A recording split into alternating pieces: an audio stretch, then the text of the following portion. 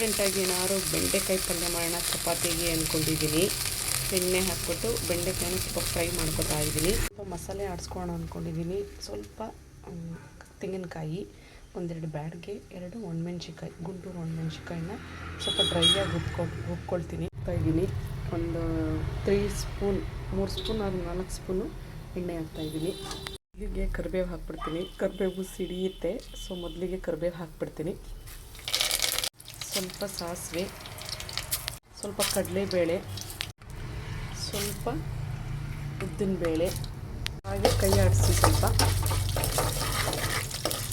ಸೌಟಲ್ಲಿ ಕುದಿಸಿ, ಸ್ವಲ್ಪ ಈರುಳ್ಳಿ, 1 ಈರುಳ್ಳಿ ಹಾಕಿದ್ದೀನಿ. ಸ್ವಲ್ಪ ಸೌಟಲ್ಲಿ ತಿರುಗಿಸಿ ಹುರಿದು ಫ್ರೈ ಮಾಡಿ ಇಟ್ಕೊಂಡಿರೋ ಬೆಂಡೆಕಾಯಿ ಹಾಕ್ತಿದ್ದೀನಿ.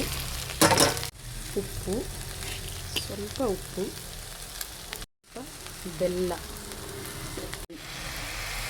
ಹುಣಸೆ ರಸ ಹಾಕಿದ್ಮೇಲೆ ಒಂದು 5 ಮಿನಿಟ್ಸ್ ಬೇಯೋದಕ್ಕೆ ಬಿಡಿ. ಹುಣಸೆ ರಸ ಹಾಕಿರ್ತೀವಲ್ಲ, ಸೊ ಲೋಳೆ ಎಲ್ಲ ಅದು ಹೀರ್ಕೊಳ್ಳುತ್ತೆ. ಡ್ರೈ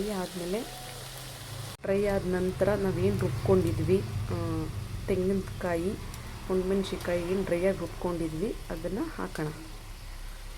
ನಂತರ ಫ್ರೈ ಮಾಡೋಣ. ಫ್ರೈ ಮಾಡಿದ ನಂತರ ಇದೇನಿದೆ ಮ್ಯಾಗಿ ಮಸಾಲ ಪೌಡರ್ ಹಾಕಿ ಸ್ವಲ್ಪ ಟೇಸ್ಟ್ ಇರುತ್ತೆ. ಈ ಮಸಾಲ ಪ್ಯಾಕೆಟ್ ಪುಡಿ ಹಾಕಲೇಬೇಕು ಅಂತ ಏನಿಲ್ಲ, ನಾನು ಸ್ವಲ್ಪ ಟೇಸ್ಟ್ಗೋಸ್ಕರ ಹಾಕ್ತಾಯಿದ್ದೀನಿ. ಸ್ವಲ್ಪ ನಾನು ಏನೇ ಒಂದು ಊಟ ಮಾಡಿದ್ರೂ ಟೇಸ್ಟಿಯಾಗಿ ತಿನ್ನಬೇಕು ಅನ್ನೋದು ನನಗೆ ತುಂಬ ಇಷ್ಟ, ತುಂಬ ಆಸೆ ಇದು. ಹಾಗಾಗಿ ನಾನು ಯಾವುದೇ ಊಟ ಮಾಡಬೇಕಾದ್ರೂ ರುಚಿ ಆಗುತ್ತಾ ಅನ್ನೋದನ್ನು ಫಸ್ಟು ನೋಡಿ ಆಮೇಲೆ ಟ್ರೈ ಮಾಡ್ತೀನಿ. ಬಟ್ ಇದನ್ನು ಹಾಕಿದ್ರೆ ಒಂದು ಸ್ವಲ್ಪ ಟೇಸ್ಟ್ ಇರುತ್ತೆ. ಬೆಂಡೆಕಾಯಿ ಮಸಾಲ ಸಾಮಾನ್ಯವಾಗಿ ಟೇಸ್ಟ್ ಇರೋಲ್ಲ, ಹುಳಿ ಇರುತ್ತೆ, ನಂಗೆ ಅಷ್ಟು ಇಷ್ಟ ಆಗೋಲ್ಲ. ಸೊ ಇದನ್ನು ಹಾಕಿದ್ದೀನಿ. ಈ ಮ್ಯಾಗಿ ಮಸಾಲ ನಿಮ್ಗೆ ಹಾಕಬೇಕು ಅನಿಸಿದ್ರೆ ಹಾಕಿ, ಇಲ್ಲ ಅಂದರೆ ಇಟ್ಸ್ ಓಕೆ, ನೋ ಪ್ರಾಬ್ಲಮ್. ಹಾಕಲೇಬೇಕು ಅಂತೆಲ್ಲ ಏನಿಲ್ಲ. ಮ್ಯಾಗಿ ಮಸಾಲ ಹಾಕಿದ್ಮೇಲೆ ಬೆಂಡೆಕಾಯಿ ಪಲ್ಯ ರೆಡಿ.